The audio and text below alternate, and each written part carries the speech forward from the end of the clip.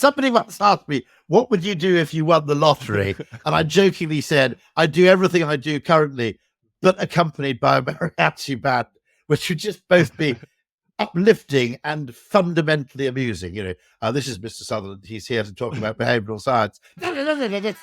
This is Audience of One, and I'm your host, Spencer Keir. My guest today is Rory Sutherland. Rory is an author and the Vice Chairman of Ogilvy. We talk about creativity, the battle between efficiency and invention, how we're neither rational nor irrational, changes in advertising and social norms, evolutionary biology, and more. Please enjoy. Funnily enough, along with property, there are various fields, where the advertising industry has very little involvement. And it occurs to me that when you have very little advertising involvement, you have very little marketing thinking. And when you have very little marketing thinking, you have very little psychology. And a few of the areas which are, when you think about it, enormous parts of the economy are fields like generally some forms of transportation. I've always said, by the way, my fantasy advertising account would be Amtrak. Getting Americans to use trains would just be a really fantastic kind of marketing challenge. Good luck. I know. If you ever have the time, I've been on Amtrak, it's fantastic. But there's that kind of thing. But there's in particular property, real estate, education. There's very little kind of really second order investigation of the motivations going on. And actually the potential gains, I think, for entrepreneurs who are prepared to ask those second order questions in fields like, for example, some forms of not American healthcare, but British healthcare, which is largely nationalized, that, there's fantastic opportunity there. And the real estate market, education, are three of those kind of areas which are in some ways unmined. They're kind of untapped for their, for the potential for really deep psychological insight. I'll give you a tip for real estate, which is what you might call the second order question in real estate, which is people now choose online, which I think is a mistake, by the way. I think that actually a property search should be recursive. And actually there's a lot to be said for having a human real estate agent to show you things you didn't know you wanted.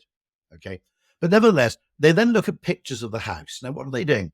Why is it that if you have a house in shitty condition or a house with really naff furniture, it's literally at a 30% or 20% discount to an equivalent house, which is really well furnished? All right.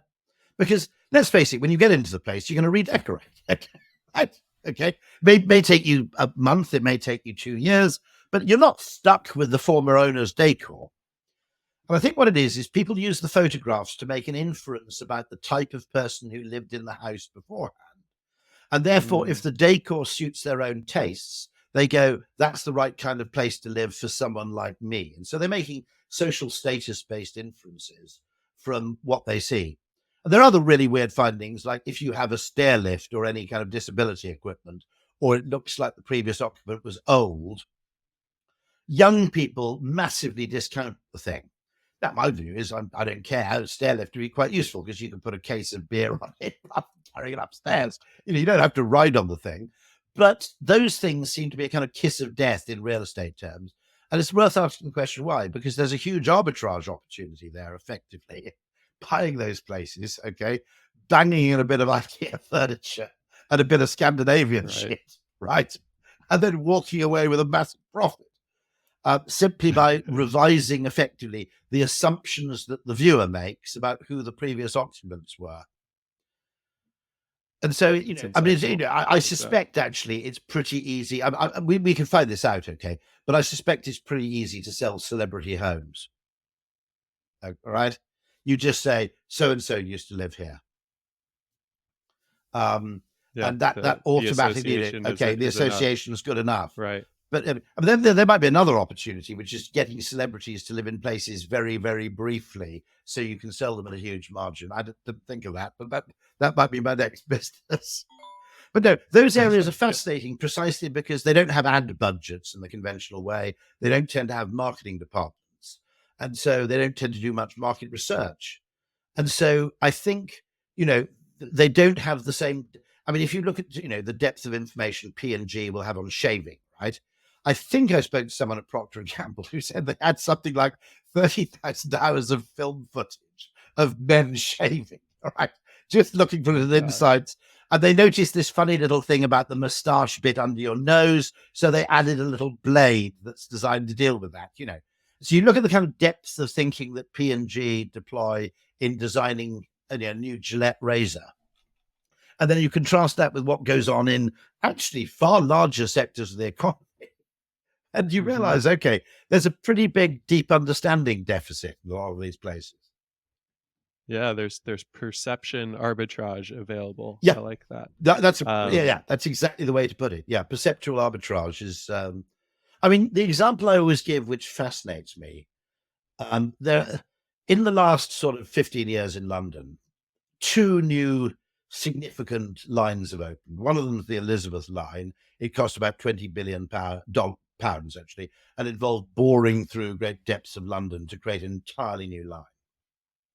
And the other one is a thing called the Overground, which was a line that always, or actually it was kind of concatenation of rail lines, kind of orbiting the city, with a few spurs going into the middle, which always kind of existed, okay? But it wasn't on the tube map. Nobody knew what to call it. Nobody knew how it fitted in with their other journey plans. Now, what's interesting is they spent a few £1 million, actually probably 100 million or so, improving the rolling stock, the lighting of the stations, the engineering stuff. They built, I think they added a few extra miles of track connecting 2 separate bits of the line. But basically the engineering cost was in the millions rather than the billions. Now, the interesting thing is that line now carries the same number of passengers in a day as the £20 billion Elizabeth line. And yet it was mostly achieved perceptually. In other words, add the thing to the overall tube map, give it a brand identity, give it a color as a line. And to give you just an anecdotal story about that, I had some friends in London who back in the 1990s, early 90s, before the Overground was called the Overground, they lived about 250 yards from an Overground station which was called Clapham High Street. And I asked them once, because driving to see them, I noticed Clapham High Street station. And I said to them, I said, where do the trains go from Clapham High Street station? And one of them didn't know. The other one didn't even know the station existed. It didn't even feature on their kind of itinerary planning repertoire. Okay. And so, quite often you can create value through perception much, much more cheaply than you can through engineering or through infrastructure. And yet we don't spend much time trying to do it. And that strikes me as weird. And I think the reason is, there are lots of reasons, but I think the reason is we always give the bloody problems to rational people first, like engineers or economists or, transport consultants. And they then define the potential value in engineering terms. And once you do that, it's too late to re-ask the question behaviorally, psychologically, perceptually. So you have to start with that from the get-go. Well, this is going to dovetail nicely into one of the key questions I wanted to ask, which is we often arrive at conclusions or findings that we couldn't even have fathomed at the outset. I think in particular when you take this kind of constrained engineering rational approach that you just mentioned. In light of this, how do we design our lives or businesses to optimize for the kind of randomness and variance that leads to these novel discoveries? There aren't very many people. I mean, the reason I work in advertising is not only because I think advertising is quite important, but it's one of very few places which actually gives you a home. And this has always been the case if you're a little bit of a misfit. And it suddenly occurred to me, it took me years to learn this, that the qualities that are prized in, let's say, an advertising agency or a good advertising agency, to be accurate, are slightly reviled in most other areas of business. Because the second you say anything whimsical or eccentric, or you suggest redefining the problem, or you suggest rewriting the question, or those various things, okay. Now you'd think people would go, that person is a really good thinker. They're looking at this from lots of different directions, But so it's a home, I think, for the non-neurotypical, apart from anything else. So, you'd think people go, that's really useful. That's a really valuable exercise, because before we start plowing on with activity, okay, you're actually doing the Einstein thing of spending 55 minutes to define the problem and then 5 minutes solving it. Okay. Now, you'd think that would be a prized quality. It really isn't, because you're seen as not a safe pair of hands. Whereas if you proceed immediately in a completely linear and logical way, you're seen as a very sensible person, a bit of a go-getter, gets things done, etc. Now, the other creative quality, which is absolutely maddening to anybody else, is that you procrastinate. And the reason you do that is because you're waiting for inspiration to strike. There's no point in getting started until I've got a good or interesting idea on which to base my work. And that makes you look lazy. And the funniest thing happened. I met a guy who'd been a consultant for many years and found himself completely like a fish out of water. And he had a boss who was, well, should we say a consultant, but he also suspected his boss was like, high functioning on the spectrum. And this is the absolute kind of case of the creative disparity, the difference between how creative people would do something and how rational people would do it. And Rick Rubin would be a fantastic pair. The job takes as long as it takes. Okay, don't say how long does it take to do this. It takes as long as it takes. Okay. Now, the point I make there is that his boss had tasked him every week with writing and then distributing an email newsletter, which went out on Fridays. Okay.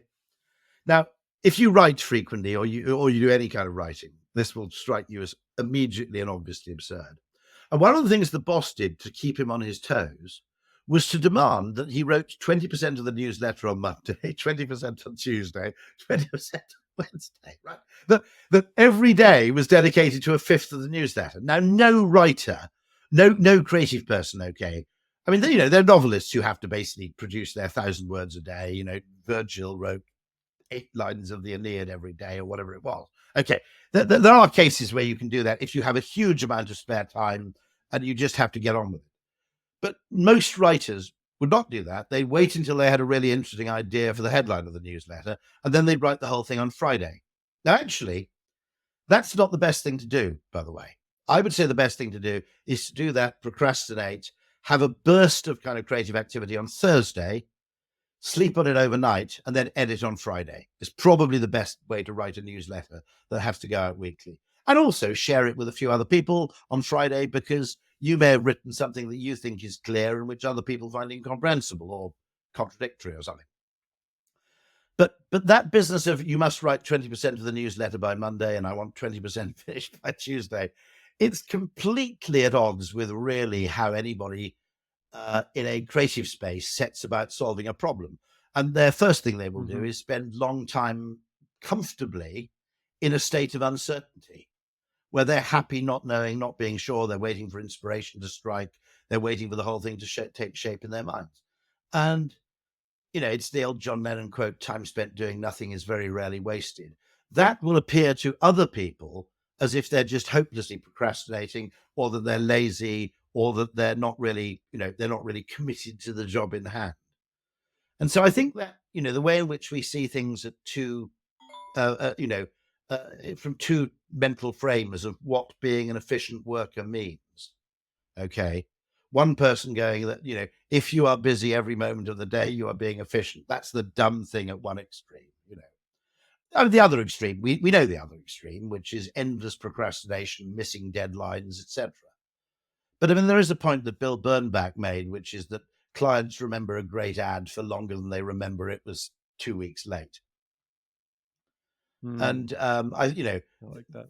There is that Rick Rubin point. Look, these things just take as long as they take.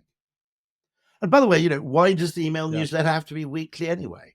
If you did send it out on Monday, it's not like, I mean, unless you're some genius, it's not like people are going on Friday, where is my newsletter, right?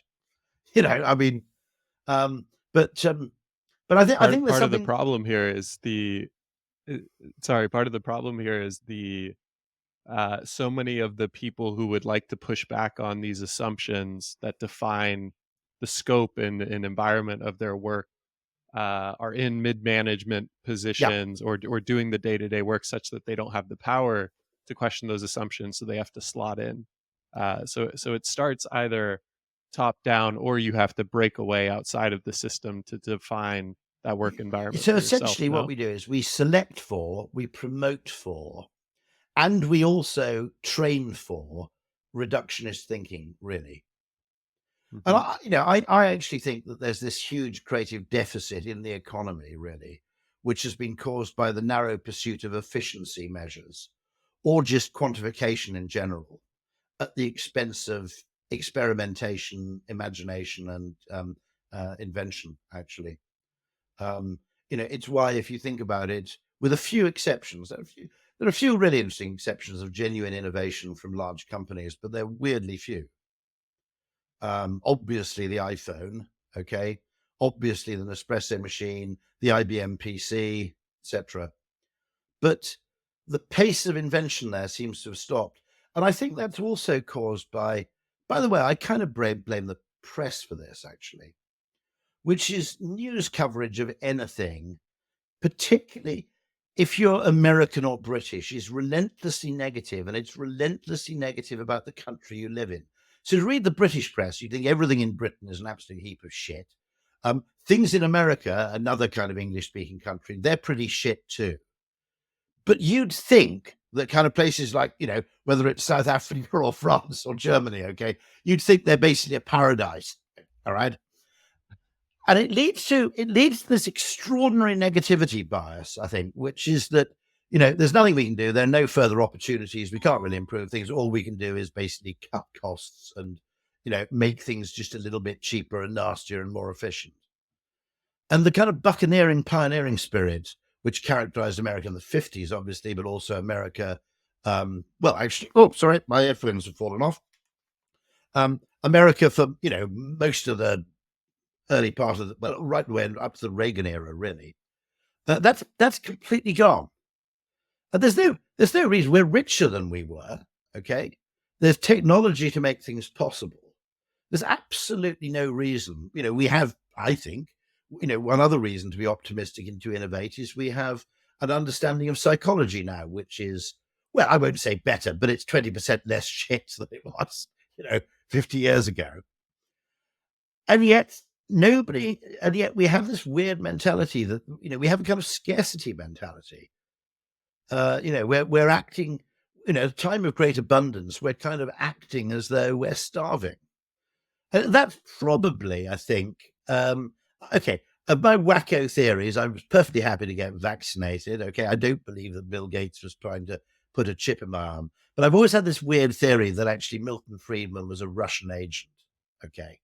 Now, bear with me for a second, which is that what you did by creating the shareholder value movement in business, an obsession with financial quantification, quarterly reporting, okay, etc., is you effectively made businesses, you imbued businesses with exactly the same problem that beset Soviet organizations, which is everything became dominated by targets and measures and a 5-year plan. Everything became hugely risk averse. There was no incentive to do things differently. Because, in the act of experimentation, you might miss your target for, June in, whatever it is, fertilizer manufacturing, whatever. And you're creating a kind of culture, which I call Soviet style capitalism, where instead of having, who would you have had? You would have had, what they call them, you had the Menchura, and then you had apparatchiks and all those sort of people. Okay. And those have been replaced in the West by people like the finance function, procurement, compliance, okay, HR, okay. And you have this massive expansion in the bureaucratic administrative class, really not to add any value at all to the economy, but simply to facilitate the agglomeration of numbers for reporting upwards. And so, in some ways, the shareholder value movement, not necessarily intentionally, unless you believe my Milton Friedman was a Soviet age theory. Okay. But he might as well have been, because the fundamental problem, I think, is that, I said this on a podcast with Russ Roberts, which is, and he's one of my icons, Russ, and he took the clip and rebroadcast it, which is that the fundamental narrative about capitalism is wrong anyway, because we have this stupid economic narrative that capitalism is efficient. Well, it's not. I mean, it's unbelievably wasteful. In fact, competition is, in many fields, totally wasteful. Okay. at least by standard economic measures. No, I mean, the reason capitalism is great is because it's inventive and adaptive. And it can It's a solve the discovery same mechanism. problem in multiple different ways rather than creating a kind of averaged optimization. And so the fact that, capitalism, as I said, I mean, the Russians could kind of produce tractors, but they never really came up with Red Bull. Okay, they never really came up with, they never really came up with Coke. They didn't really come up with, and but I mean, those are trivial examples. But the inventive nature of capitalism is really what its unique selling point is. And instead, we've turned it into this arid kind of narrative around efficiency gains. And I do blame that on a kind of cultural change that happened within the business world, where it became increasingly financialized. The people who once existed to serve the value creators in an organization suddenly elevated themselves to administrators and started bossing the value creators around. Now, what happens if you're going to miss your quarterly target in, let's say, a business? Okay, you get rid of the people whose productivity you're measuring. But the fact that you're measuring their productivity means that by definition, they are actually productive. Okay, right? Because, right? Okay. So you're going to say, okay, we could actually do this same work if we sweated people to bollocks. We could actually produce the same work with 15% fewer people. So let's do that, right? And they go and get rid of 15% of the productive workforce. No one knows how productive the actual administrator is, the finance function, because there's no way of actually measuring what they produce. And their value is debatable in many cases. Now, that's not to say there are really, really great finance people who are insightful, who understand the problems, etc. But my God, the size of that kind of bureaucratic workforce is just terrifyingly huge. Don't get me wrong, I would not start a business without a really shit-hot finance person, because it's an essential part of the mix. I'm just saying that the extent to which ancillary functions actually police value-creating functions has become ridiculous. So you have this in universities now, where at the University of Cambridge, at the University Library in Cambridge, which is one of 5 copyright libraries in the UK, which means they're required to keep a copy of every single book published. It's a remarkable kind of thing. And they went, a lot of academics were told, you have to tell us which books are no longer acceptable, that can't be kept on open access, right? Now, they asked the academics to start nominating books effectively to be banned. Now, just to be clear here, the people doing this were not themselves academics. They were library administrators. I mean, what the hell is going on when you have a bunch of effing librarians basically telling experts that you have to nominate books which are unacceptable? Okay. This is a complete reversal of any sensible status hierarchy, where in a hospital, doctors should carry a level of status that's higher than, administrators or pen pushers. And in an ad agency, in a software company, the coders should carry quite a lot of status, because they actually are the people who are doing the real work for which the organization exists. I mean, I think there's a problem with this, not just economically in terms of the waste, in terms of bureaucracy and misdirected effort. I think there's an anthropological problem with it as well, because effectively there are whole things. Think of medicine, right? I mean, Goldman Sachs has this phrase, which is your rabbi. Okay, in medicine, you have a guy who is more experienced than you, to whom you attach yourself, and there's a kind of symbiotic relationship, which is, I'll help you out, and you've got my back. And you realize that to some extent your success stands and falls with that other person. It's kind of sophisticated chimp stuff. It's a prestige economy, not a dominance economy, if you like, in terms of status, but it's still kind of chimp stuff. And if you have a position where, the senior cardiac surgeon doesn't really decide who gets promoted or what they can get paid or who gets fired, but that job, which used to be part of their overall function, has suddenly become specialized to a kind of support function. And that support function then becomes dominant, not least because it hasn't got that much to do, right? There's a limit to how much time a surgeon can play, he can spend playing kind of power games, because he's quite busy, like chopping people open occasionally. Whereas the people in the bureaucracy can effectively create their own work. And that violates a whole sort of, kind of primate rule, really, of, how power and respect get conferred. And Right. I think and the other thing I think we need to talk about is actually a really interesting thing, which is the complete um, elimination of what you might call discretionary perks from business life. So, I mean, 5, 6, 7, 8, 10 years ago, certainly 20 years ago, okay, if you're a reasonably senior person in a bank or a law firm, you could kind of go and entertain people and have a bit of a jolly. And maybe you were sociable, maybe you weren't. But there are a whole load of kind of quite enjoyable things which came as part of your employment. Okay. Now, for Yeah. various reasons, often it's something like compliance legally in the pharmaceutical industry or the banking industry. All of that is gone. I mean, really, really gone. Now, the only problem with that is if you then have basically you do work and you get a salary, and there's no kind of extraneous kind of perkery around what you do, your relationship with your employer then becomes completely transactional. It's no longer a relationship in the sense of mutual Mm-hmm. trust, reciprocation.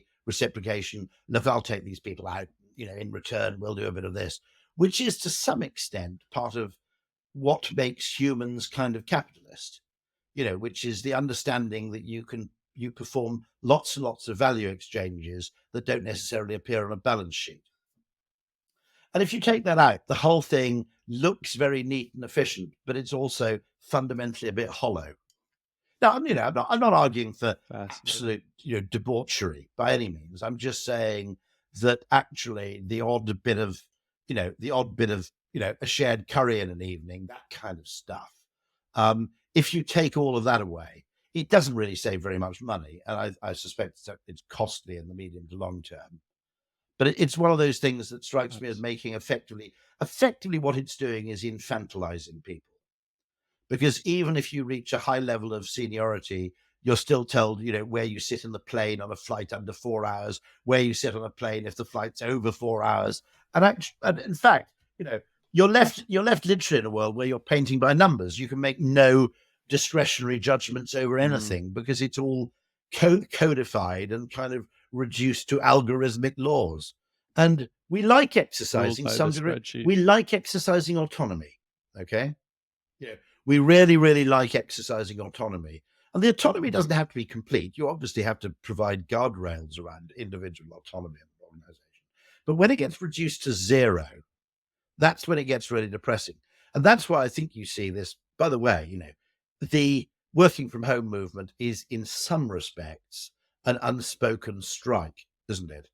The refusal to come back into the office. Because if you look at the extent to which the balance of power has shifted from labor to capital. This is a Marxist diagnosis. I'm not remotely Marxist, I'm conservative. But if you look at that balance of power shifting from labor to capital, what's actually happened? Okay, so first of all, there used to be a large amount of commitment to your employer, but in return, they gave you some measure of job security. That's gone. Okay. Then, when you come into the office, you actually have worse tech than you have at home, and you get to sit in an open plan office with everybody else. And there is no choice because now some people would rather a library, some people would like their office to be a pub, but there's absolutely no choice. So you have no control over your working environment because it's an open plan office or it's cubicles. Okay. Which were decisions taken again entirely to save costs with absolutely no evidence about their effect on productivity. In fact, there is evidence, but it suggests that the productivity of open plan offices goes down. Okay. Then you look at an even wider framework, which is in the 1950s, if your partner worked, you had two salaries, right? And that was great for a time. The two salary household was great until property prices caught up, right? So you've now lost in your household or in your family 40 hours of discretionary time a week, which was the time your wife or husband had through not working, which was there to take care of children, household tasks, getting the car fixed, all that stuff. You've lost all that. Okay.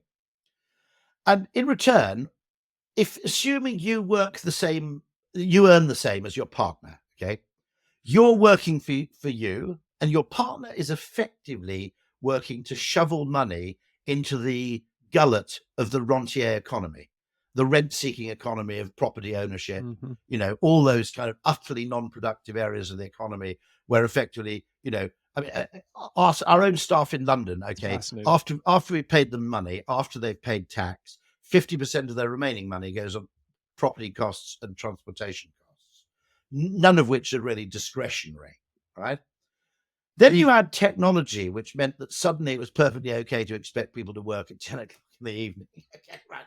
And suddenly, time that was effectively 100% free time got impinged on because, effectively with the age of the mobile phone, it was acceptable for people to expect you to work more or less at all hours. All right. And you had no control over your inbox either. There's no filter. And by the way, forget about having a PA or secretary to actually filter the incoming stuff because they were cut ages ago. Okay.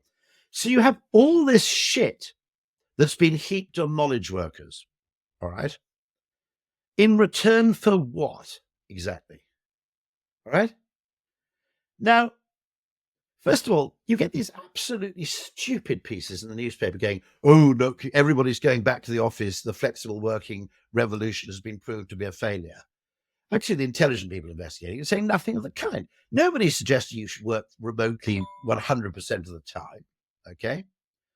But at the same time, if you can save a huge amount of money, in transportation costs, or you can live further away from a city centre by dint of working remotely, that's a pretty high, equivalent to a pretty high pre-tax pay rise, okay, in terms of just shifting money from your discretion, from non-discretionary expenditure to discretionary expenditure. Secondly, if there is really this 3% decline in productivity, okay, that's fine. Just say, okay, you have to work an extra half hour a day if you work remotely. Everybody will take that deal, okay? But thirdly, it completely fails to notice that with the normalization of remote working, new technologies will arise, whether they be websites or actually hardware or whatever, which will make remote working more and more productive and more effective. But I don't blame those people who basically said, I'm not going back. I do blame the people who say I'm never going back. But the people who say I'm not going in 5 days a week, and if you want me to do that, I'm off. They're absolutely right. And by the way, okay, think about this, okay? In the United States, you perpetrate an extraordinary act of injustice on your population by not giving them any mandatory paid leave. I mean, I think there is some. Is that right? But there's But Bernie Sanders suggested 4 weeks of paid leave a year, and people reacted as if he was bonkers. But I mean, the whole of continental Europe, in fact, the whole of the world outside North America and Japan and China, basically operates with generous vacation allowances. I've never met anybody in Britain so right-wing that they say, we could grow GDP by 2% by cutting people's holiday. And in the same way, just as there's a status quo bias here, okay, there's a status quo bias with flexible working. No one who'd ever experienced 4 weeks vacation would ever go back to 2. And no one who'd experienced a degree of flexible working, unless you work at Goldman Sachs, which is one of the entities. Now, in demanding people go back into the office 5 days a week, by the way, and in bigging up the advantages of co-location, we might also want to ask to what extent these organizations are invested in the commercial property market, okay? Which has a fairly major vested interest in pretending that office space is really necessary. So I think what will happen is we'll come up with imaginative solutions which both benefit the worker and save some money. You could have companies alternating, sharing the same space, just as, some sports teams share a stadium, for example. I mean, and I think the thing that annoys me about the people who are completely hostile to this idea is you're judging an idea which was imposed on us very, very rapidly without allowing for any benefits that might arise from further experimentation. Which is a meta point on the entire conversation about the movement towards efficiency and away from inventiveness. We were forced into this situation in COVID and have an opportunity to do this grand experiment with remote work, and maybe aren't giving ourselves the latitude to see it through. When we judge things, It isn't right. To be honest, in innovation, rich people and status symbols have played a disproportionate part in funding the early stages of innovative ideas. Because innovative ideas in their early stages are usually worse than established ideas. Okay. And so things like the car, in the very, very early days of the car, it was worse than a horse. The early days of the typewriter, okay, well, actually, until it got to a word processor, it was worse than handwriting. All right. But status seeking, in other words, the urge, neophilia, the urge to be seen with the latest thing, is what funded the early stage development of those businesses. And a lot of businesses work like that. Their early stages are really supported. Flat screen TVs, okay?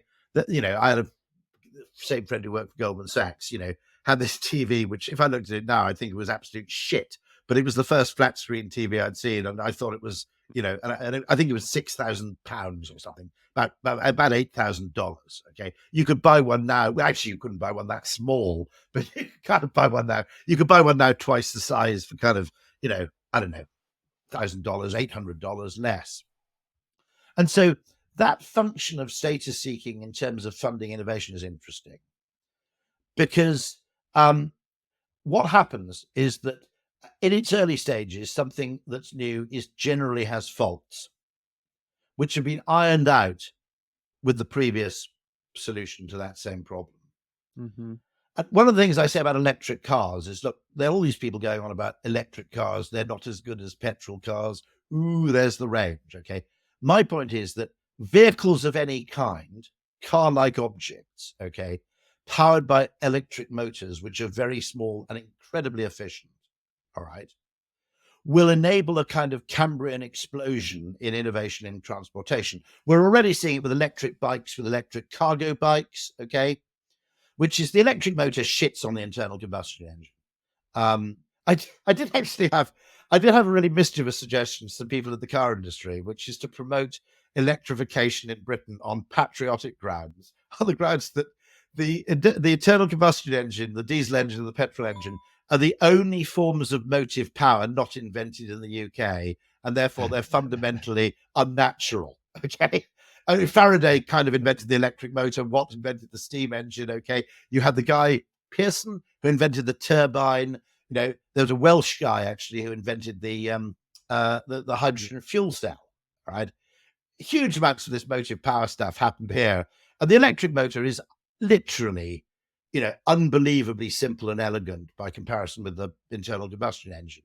Just in terms of, I had my electric car serviced, and I took it in for a service, and they got back to me and they said, yeah, the tires are fine and the brakes are fine. I said, well, what about all the other shit? And they said, well, there isn't really any other shit. Okay. So I got them to replace the HEPA filter for the cabin air filter just to give them something to do. I kind of felt sorry for them. Because previously they're going, ooh, you'll probably be needing you'll be needing a new air filter next time round. We've looked at the oil and we've changed this. There's none of that stuff. Okay. It's just energy motion software. Now, the potential for producing like really, really small cars, cargo bikes with electric motors, what we can do in terms of transportation once we're electrified is literally 100 times more innovative than what we can do with gasoline vehicles, where there are just constraints and the sheer complexity makes it necessarily expensive and difficult to maintain. Okay. Whereas the electric vehicle, one of my weird predictions is that once somebody starts mass producing an electric motorhome, an electric RV, okay, I think a proportion of the younger population will actually go nomadic because property prices are so high. Once you've got some nice electric RV, which has like 150 kilowatt hours of juice sitting underneath, which doesn't add much to the weight of a good RV, you can basically, I don't know what you do for pooing, and that's the big hole. We need to invent the electric toilet, some sort of microwave device that takes care of your effluvium, okay, and stopping it smelling in some interesting way. But other than actually pooing, you can basically live off the grid with complete domestic comfort, complete connectivity, okay? Well, why would you buy a house when you can drive one, okay? Now I don't know about that. It's very difficult to predict, but it seems to me a perfectly rational decision to take. that, if you lived in LA, well, you'd take your house down to the coast for the weekend, wouldn't you? Right? Mm-hmm. I mean, it doesn't seem to be a crazy Very thing to do. interesting. Yeah. But equally, at the very Uh, small end, let's look at electric cargo bikes.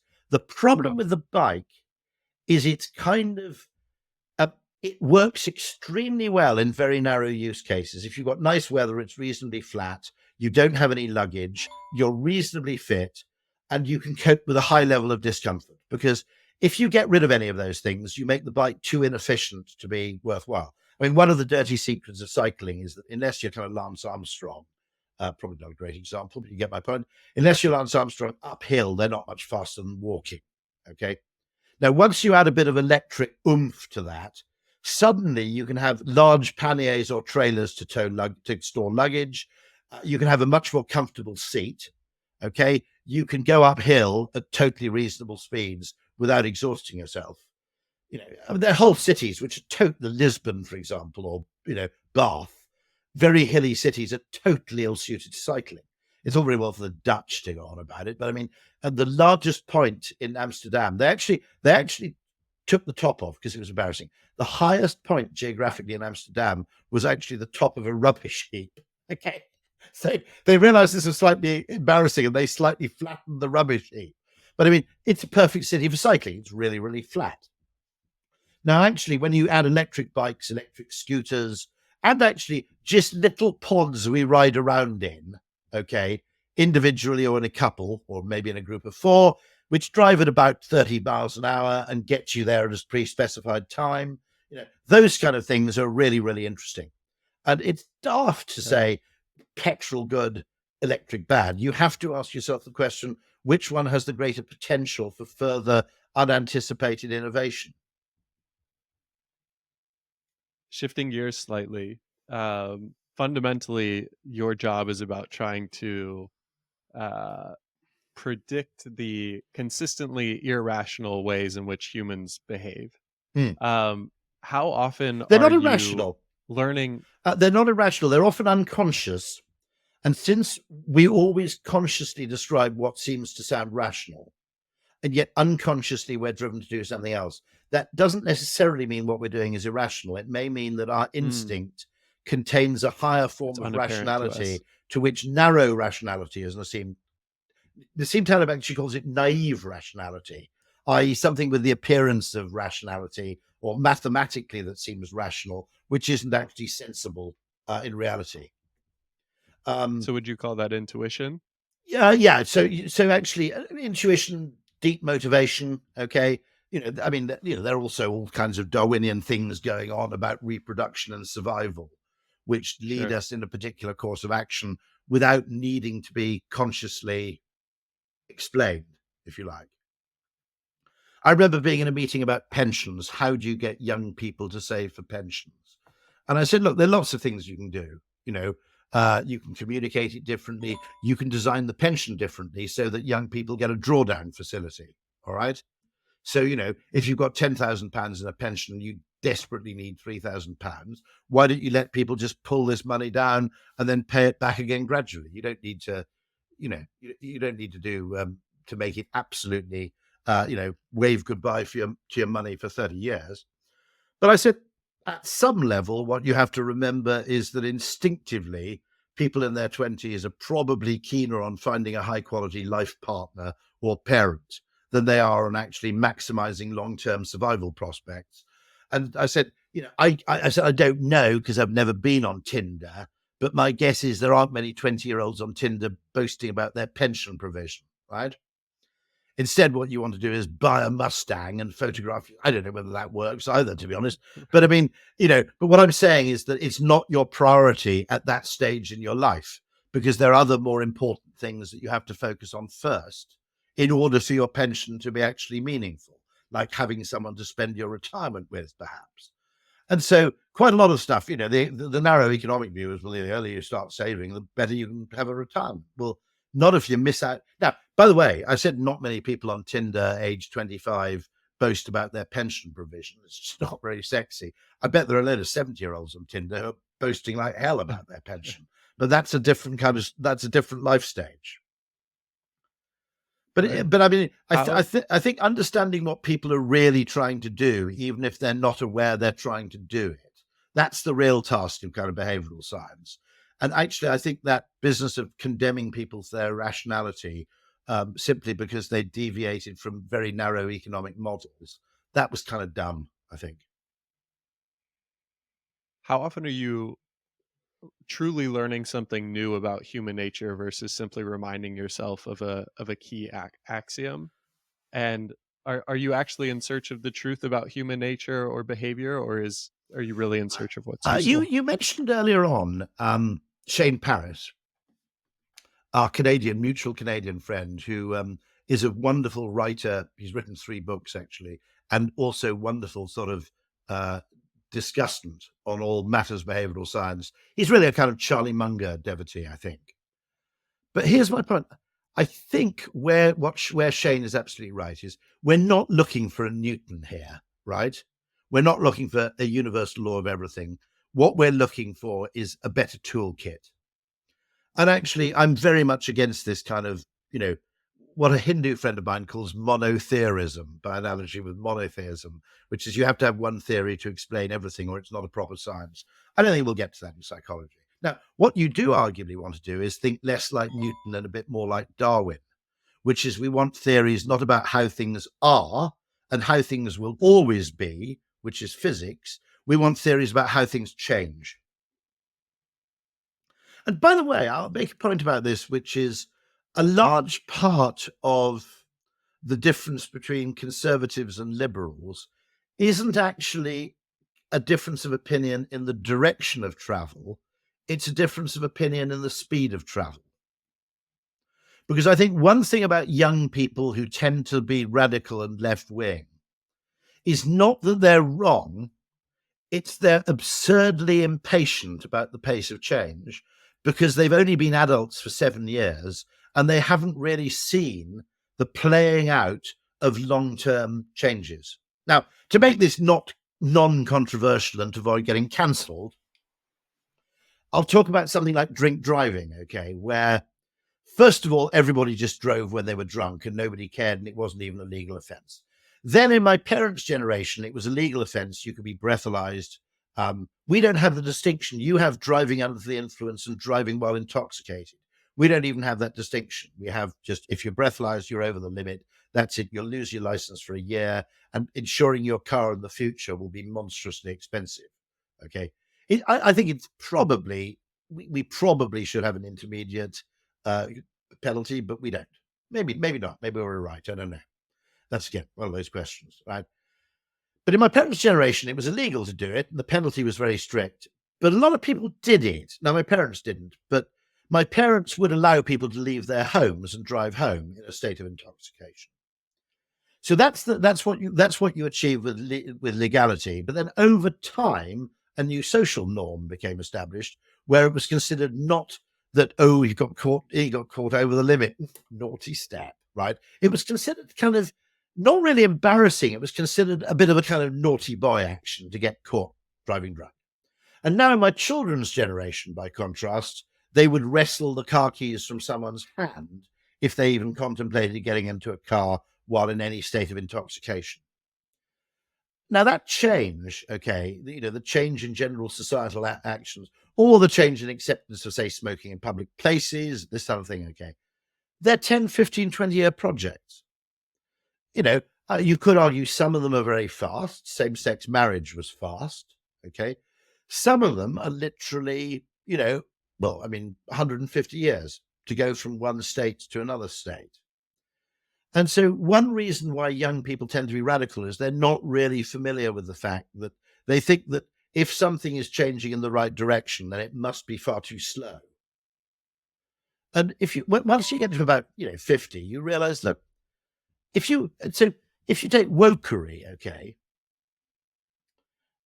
well, you want people to be sincerely woke, not woke because they're frightened for their jobs. It's a bit like drunk driving, right? Okay, right.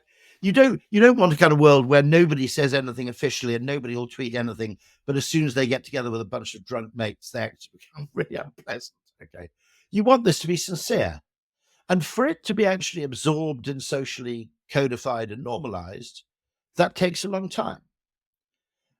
The other thing is that the young people are desperate for absolute context-free rules on everything. Not quite sure why that is, but the other way in which you judge things like language, okay, has to be contextually sensitive, okay? So in a military platoon, they will all be incredibly rude to each other, all right?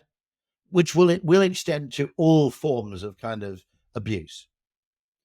Now, if you heard that, my friend Rob Henderson makes this point that when he was in the USAF, he said, 1 minute of mess banter in the USAF, if that happened at Yale, they'd close the whole place and have it fumigated. But on the other hand, the people who are abusing each other in the USAF would also die for each other, which certainly isn't true at Yale. Right? People wouldn't even, have the lecture notes at Yale, whereas these people would die for each other.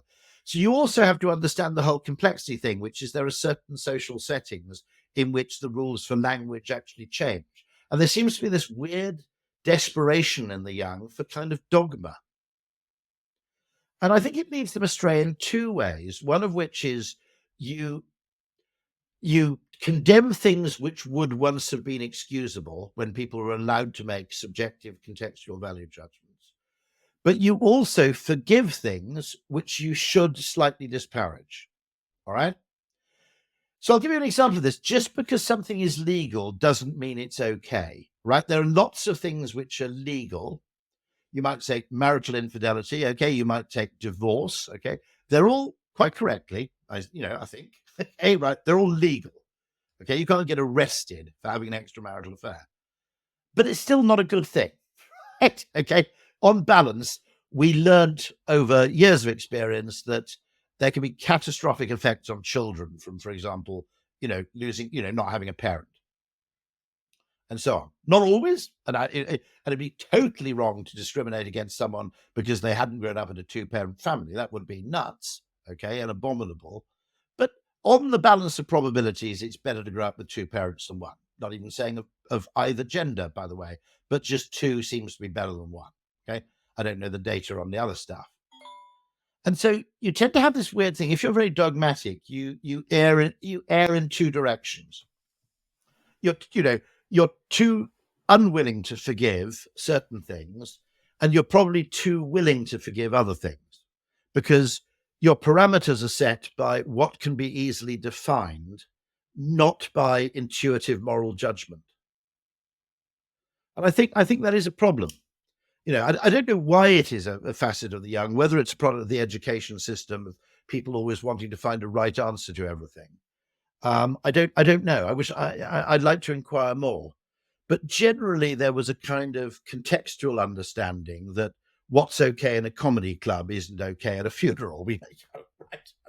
Unless it's a funeral of a comedian, of course, in which case the rules change again. I mean, there's a famous John Cleese narration to, I think it might have been the death of Graham Chapman, one of his fellow Pythons, where he just spends his entire funeral oration effectively abusing the dead person. Okay.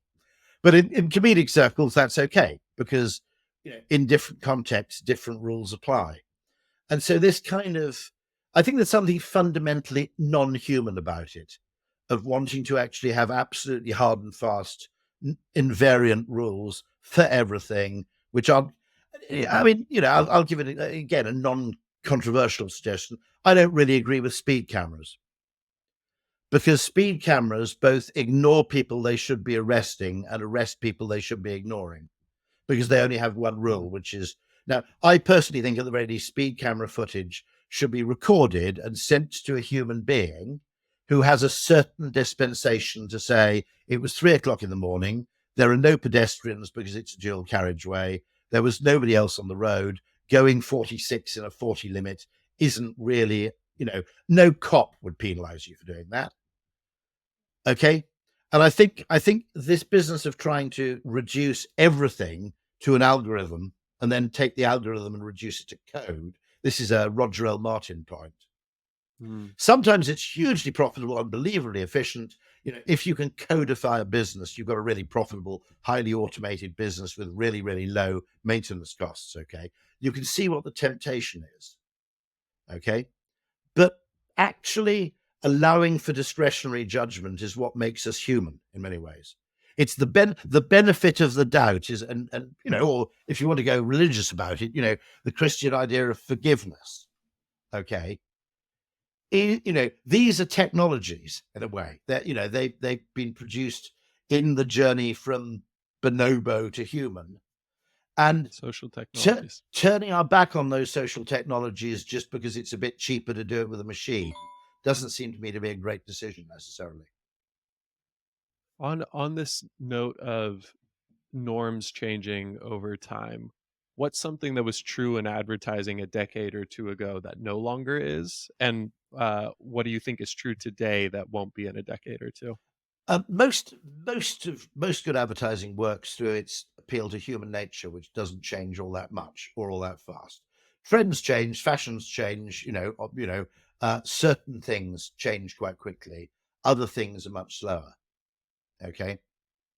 By the way, the reason conservatives are often right in terms of resisting rapid change is it's very easy to say we need to get, in retrospect, we should have got rid of that much sooner. But when you're saying that in retrospect, you didn't have the problem of asking, well, what replaces it? Okay. And that's why a lot of changes seem really, really slow in retrospect, even really desirable changes. But the reason is that actually changing something practically is more difficult than saying the former state was bad. We'll probably look back. Okay, we'll probably look back in 50 years' time and go, what the hell were people commuting 5 days a week into an office for? Okay. But the point is that getting from that state to this state isn't just a single flash of inspiration. It requires a hell of a lot of hard work. So most good advertising, what has happened is the obsession with automation has meant that lots of advertising is produced, which is just media and some hastily contrived content. When you produced an ad in the old days, a certain amount of the media budget went towards content creation, but a certain amount of the media budget also went towards a whole bunch of ancillary services like creativity, planning, market research, okay, to ask deep questions about what is this product really for? Who wants it? When are we talking to them? Why are we talking to them? Who are we talking to? Loads and loads of questions, effectively around the role of the brand and the role of the product in people's lives. Okay. Now, in some ways, that process, which was funded by the content budget back then, okay, was more valuable than the advertising itself, because what you learned from it, all the insights that fell out of it, like, for example, an advertising campaign for Audi in the UK. We need to make Audi more German because people don't realize it's a German car brand. And so it doesn't command the same premium as BMW and Mercedes, which everybody realizes is German. Okay. Or Dove, we don't have to conform to the norms of the beauty category because this is a fundamentally different brand. Okay. Those insights, which informed everything, came out of the content budget.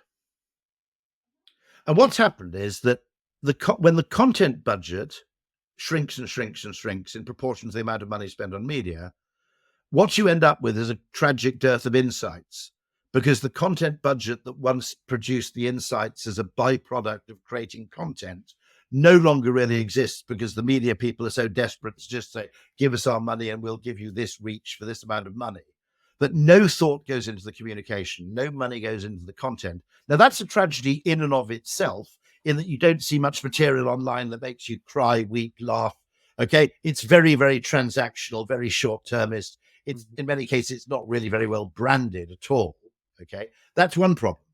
But the even bigger problem is that in the creation of content, you went through a process that required you to have some interesting insights. And by bypassing that process, what you're losing is effectively an opportunity cost from really good insights.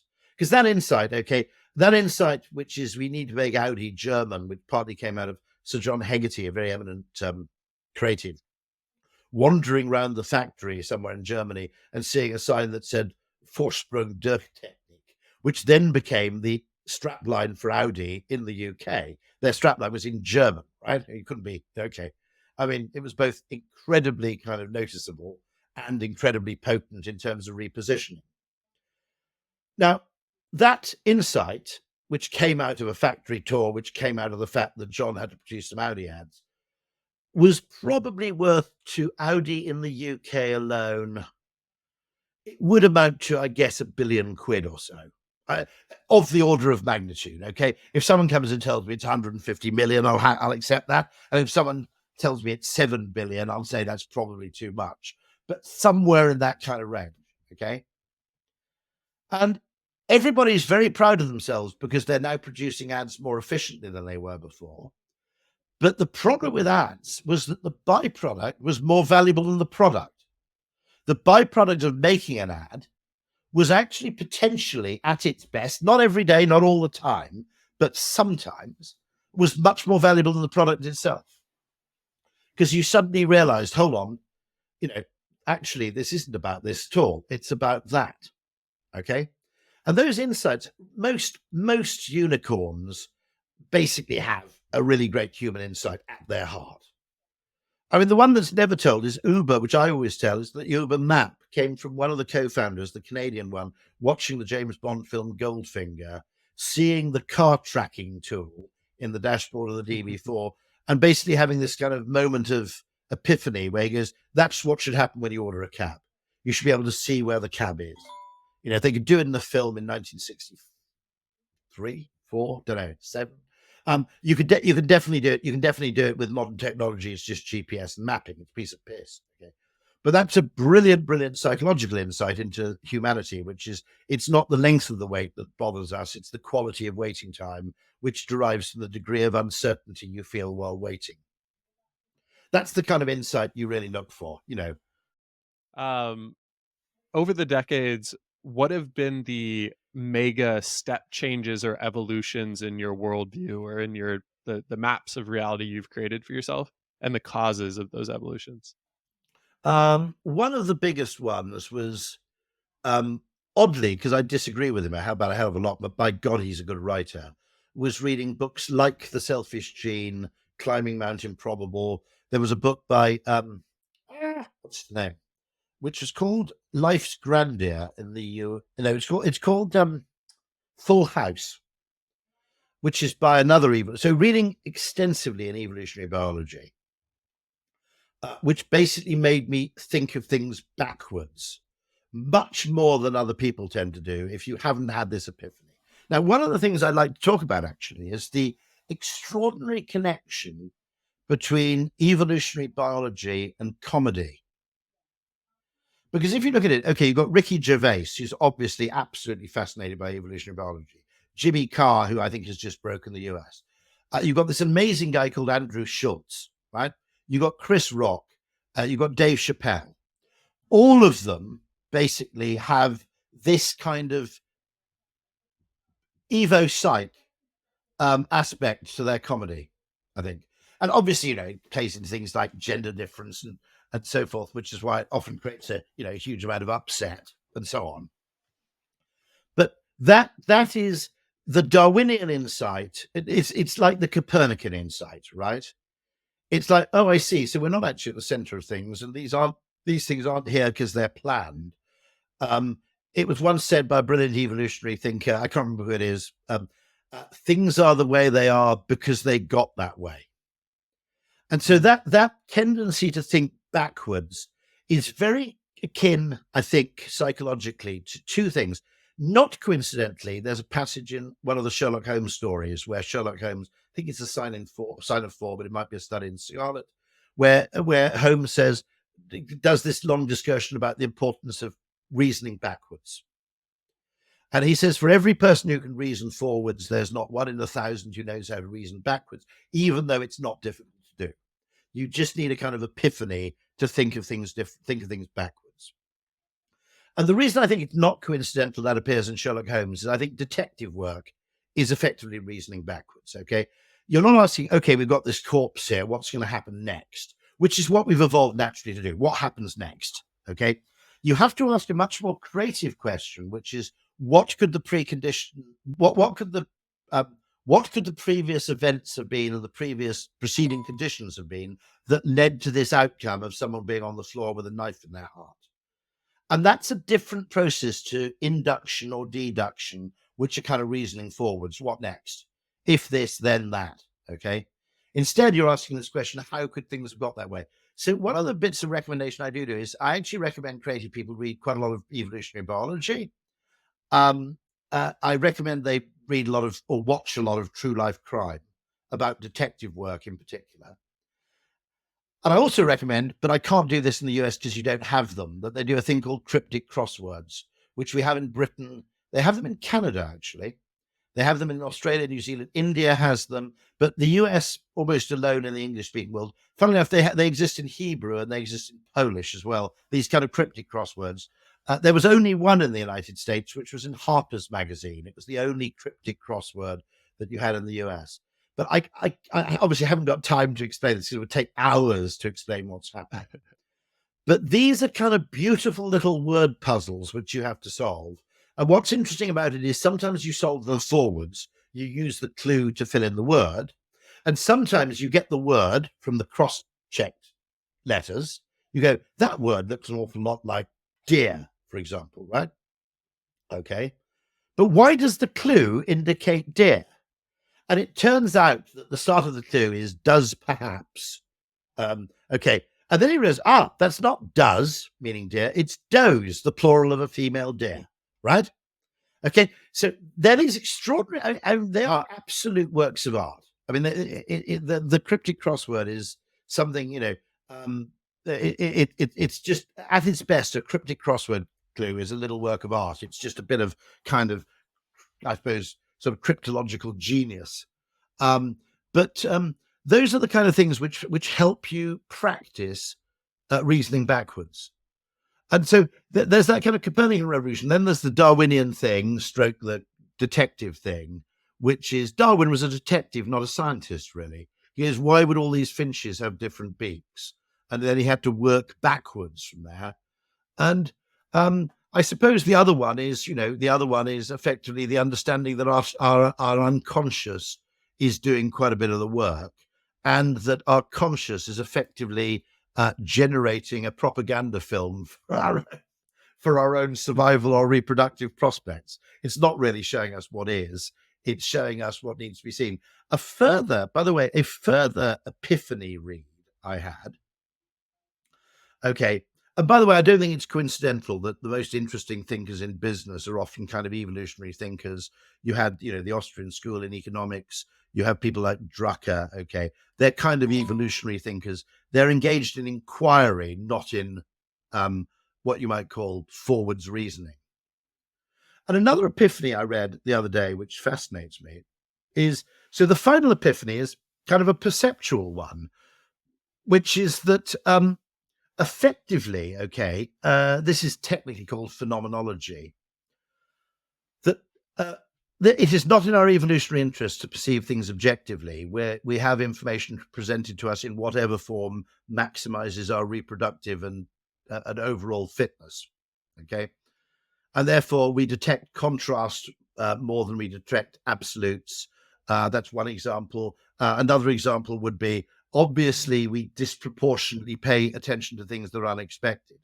And I finally read this book, which I'll really recommend, by a guy called Andy Clark, who's a Brit based at the University of Sussex and the University of Melbourne, I think. But it's called The Experience Machine. And it effectively posits that the whole of human perception is very largely a prediction, and that the point of our sensory apparatus, whether it's proprioception, eyes, ears, etc., is simply to minimize the use of bandwidth by not forming the picture of the world, but by simply pointing out predictive errors. Now, if you think about it, that's how you do JPEGs. That's how you do TV. Okay. You don't describe every pixel on your TV in painstaking detail, because that would mean that the amount of bandwidth required to broadcast or to stream a film would be absolutely enormous if films were in RAW. Instead, there's an expected value to a given pixel, which is related both to the pixel before it and the pixels next door. And you only use information to correct those instances where the expected value differs. So it's really interesting that evolution seems to have come up with the same information architecture as Samsung. okay, right, or direct TV or whatever That's it a is. bit how AI Okay. works as well. And this is interesting because it's kind of Bayesian. And I was meeting a guy. I don't normally hang out with people as eminent, but I was hanging out with Sir Patrick Vallance, who is the government's chief scientific advisor. And I was talking to him about this, and he said that robotic movement looks really shit because human movement is Bayesian. In other words, it's forever correcting. Okay. In other words, it's starting out with an intention and it only uses movement to correct from deviations from what is intended. Okay. And that the big progress apparently in having robots walk and do things like open doorknobs is you stop having a kind of intentional model and you replace it with an error correction model.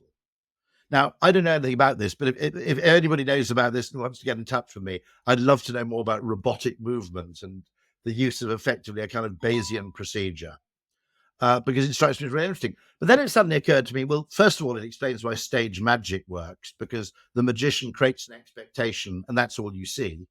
Because as long as you didn't see enough to actually correct for your expectation, you see the expectation. Okay.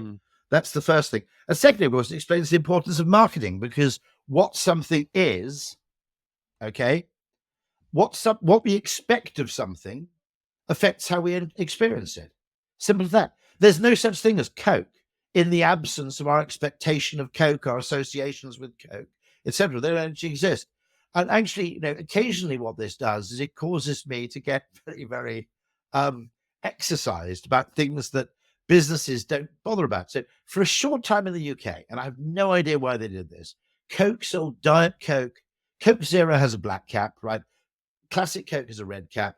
Coke Zero Diet Coke typically has a silver or a white cap. I think it's mostly white now. Okay. But it's never been red. And for some weird reason, Coke started putting red caps. I don't know whether they ran out of white caps or there was some supply chain issue, or whether they just wanted to simplify things. They started putting red caps on Diet Coke. I immediately got in touch with them and said, "You're nuts. Okay, you can't do this." But the reason I noticed it is for the whole period in which there were red caps on the top of a bottle of Diet Coke, I couldn't drink it. Okay, literally, I couldn't drink it. I didn't buy any. I didn't drink any. And then now my hunch is they noticed a pretty rapid falling off in sales because they very, very rapidly reverted to the silver cap or the white cap. I can't remember. So this is what's so fascinatingly interesting, that actually, if we actually perceive what we expect, then the creation of the expectation is a very large part of the creation of the product and its value. So that turns marketing from being an optional extra into an absolutely unavoidable precursor to any kind of, business activity, which is where I think it belongs. And by the way, I don't think marketing belongs there in a dominant role, but I think I don't want to live in a world where marketers sort of, design the safety systems on planes or something, right? I'm not nuts. I'm just saying that marketing and psychological solutions should be available much higher up the decision tree than they are. There's a simple either adjacent idea to or corollary to Chesterton's fence here about behavior, lovely. which is don't try to change human behavior unless you understand why they're behaving in that way, unless you understand the perceptions that led to that behavior. To the Coke example. Absolutely right. I mean, it's also interesting because we're designing a world with algorithms for people who work heuristically. And actually, there's a thing funnily enough, there's a thing in, I think, both AI and in algorithm thinking, which is called the alignment problem. And it's the fundamental fact that computational systems, as they currently are fundamentally misaligned. Their priorities are fundamentally misaligned with the kind of things that humans care about. They optimize for the wrong thing. Now, that's fine if you've got an closed internal system which doesn't interface with the customer or the employee. But the second that system interfaces with employees, you've got yourself a problem. Right. Well, the final question I ask to all guests in closing is, what's one question you'd leave me and listeners with, whether to think about or act on? Bloody hell. I'm going to have a silly question first, which is, would everything be better if it were accompanied by a mariachi band? Okay, right. Because somebody once asked me, what would you do if you won the lottery? And I jokingly said, I'd do everything I do currently, but accompanied by a mariachi band, which would just both be uplifting and fundamentally amusing. This is Mr. Sutherland. He's here to talk about behavioral science. Okay. That's my stupid question. Okay. It's rather like the stupid question I ask. There was a wonderful stupid question. Is there any food which isn't improved by the addition of cheese? Okay. Those are the kind of questions I love. Now, I'm just going to go off on a little digression here, which is, Please. There was a comedian, a famous comedian, whose great fantasy, which tragically will now never be fulfilled, was to interview Neil Armstrong for an hour without mentioning the moon landing once. Okay, right. Okay. And I've always wanted to do a podcast where you interview unbelievably eminent thinkers, but talk about total trivia. Like, you get the philosopher John Gray on, or perhaps Slavoj Žižek, okay? And you just go, so where do you like to go on holiday? What do you think will win in a fight between a badger and a baboon, right? All those kind of things, right? So now I did manage this once with Daniel Kahneman, where I was interviewing Daniel Kahneman about the concept of noise, and I managed to reduce the conversation to a 15-minute exposition about a speed camera on the M11 near Chigwell outside London, which you can go and search for it online if you want to have it. But that was my proudest moment of total trivialization. But the reason I'm very, very trivial, okay, and deliberately so, we actually have a mantra in the Ogilvy behavioral science practice, which is dare to be trivial, is that real complex life is fractal, okay? It's recurring patterns. And just as you could have said, look at that fucker there looking at those finches' beaks, right, of Darwin. There's just as much truth to be revealed in looking at trivial things as there is looking at the kind of self-aggrandizing thing like macroeconomics.